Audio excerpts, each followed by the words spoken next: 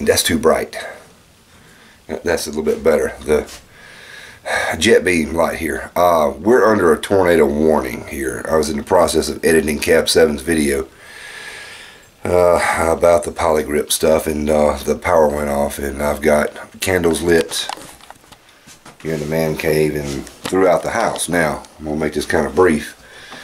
If the weather starts getting actually rough, where the wind blew the door closed and Wee Wee said, "Oh shit."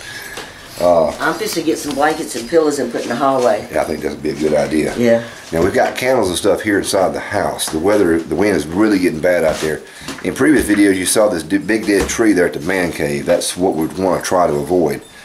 I'm kind of concerned about that. But the candles and stuff here at the house, if you start getting a lot of wind damage or a lot of high winds, you want to blow your candles out and just rely on your flashlights. That's good advice, because if you do any type of damage, you want to try to minimize the risk of fire if you possibly can.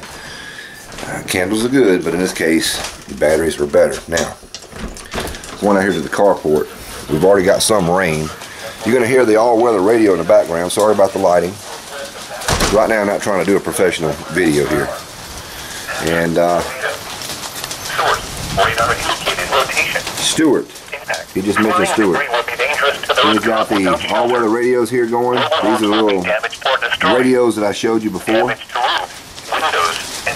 going to go out here and look at the sky. Turn this off. See if we can see any. We got actually rain coming down now.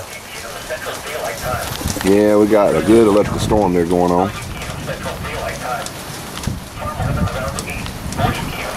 I know this is not good YouTube video, but there it is. You can't see it on the camera. It looks totally dark. But, oh, missed that one. That's coming toward us. There's a big line of thunderstorms coming toward us, and I mean it's huge. And yeah, the camera's going to be blurry the whole 9 yards. Now, the wind's been blowing just enough to knock out my little tiki torches. So we're going to knock this one out. And we're going to operate one of our lanterns. Let me get this thing here going. Oh, there's another one. That's the Bell and Howell lighting that Bone gave me. Let's see what this here says. These are rechargeable batteries, by the way. Weather Service in Jackson has issued a tornado warning for Webster County in north central Mississippi until 9:15 p.m. Central Daylight Time. At 8:09 p.m. Central Daylight Time, a severe thunderstorm capable of producing a tornado was located over Kilmichael, or 9 miles east of Winona, moving northeast at 50 miles per hour. That's getting really close to us. Tornado. Source: radar indicated location. Impact: flying debris will be dangerous to those caught without shelter. Mobile homes will be damaged or destroyed. Damage to roofs, windows, and vehicles will occur. Tree damage is likely. This dangerous storm will be near Emory and Dalton. For some reason, I got the Thunite, this battery charger Thunite hooked up to the radio, and it's not charging. I don't know if that thing's pulling more amps than what it can handle, but this is a failure. Absolute failure. It's not charging. Watch what happens when I hit the button. It comes on, it starts to charge, and then the Thunite just goes out. There's a little blue light indicator, and it will go out. And when it does, there's no charging bars on the radio, so it just goes out. This is a rechargeable battery trying to recharge rechargeable batteries, of course, and it's just not working.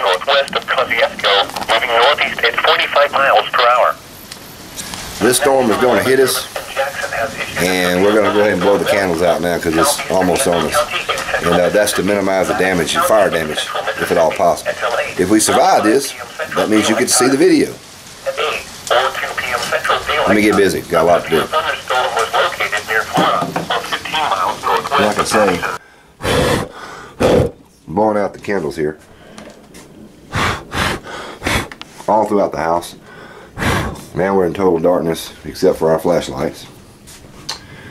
And one thing too, the pilot to the gas heater was on. We're going to make sure those are extinguished.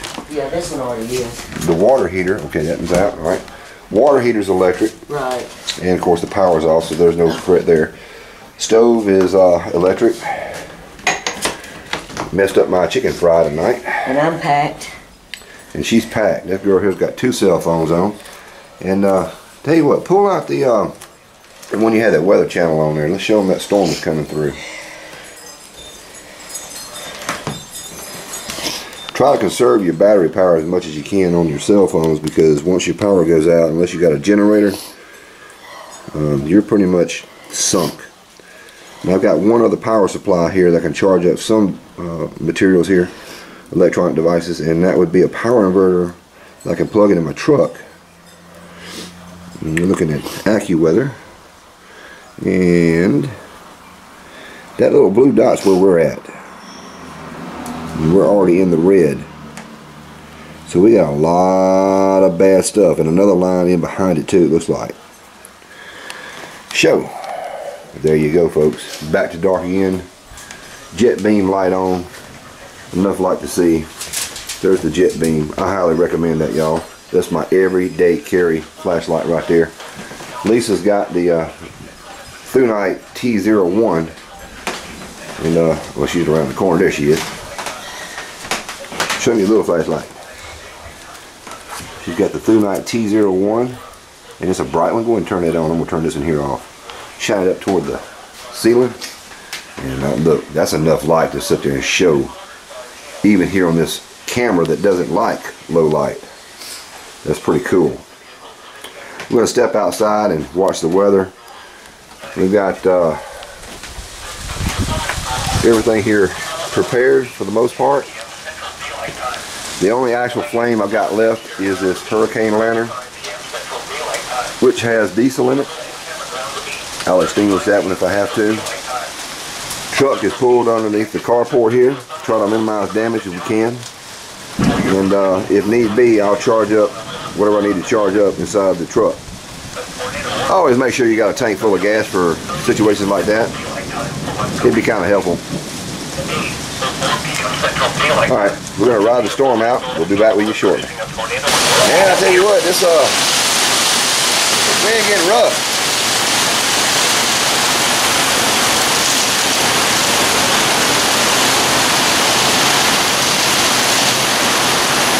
Sounds like we got some hail. Maybe I can show you.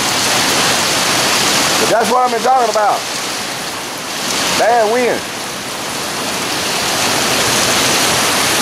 Got the truck up under the carport as best as possible. The short carport. This stuff is coming in like you don't know what. We got rain coming in sideways. Look at all the debris on my truck. Not good. As long as there ain't no hail.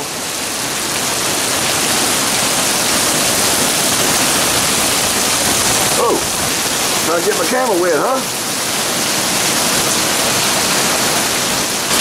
The Bell and Howell. Hey, this thing puts out some good light. But unfortunately, there's one negative thing about it, and it puts out a certain constant light. You can't reduce the light. You can reduce it by closing the shutter, but it's still pulling the same amperage off your batteries. Not a good thing, but I like this light. I'm not gonna knock it. This thing is bright. It just does the job, okay? So it's well worth the investment. Now, what I want to sit there and say is, question, what do you do? We're still here in the storm.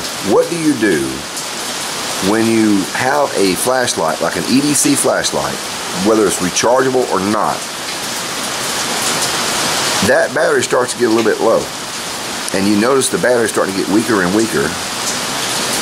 So you decide to pull the battery out, replace it right quick. What do you do with the old battery? Now, if it's rechargeable, naturally you'd want to recharge the battery, I assume. But if it's A non-rechargeable, what do you do with those batteries? Most common everyday batteries that we use here is AA's and AAA's, predominantly more AA's than anything. I thought about putting the AAA's in the remote control there on the TV, but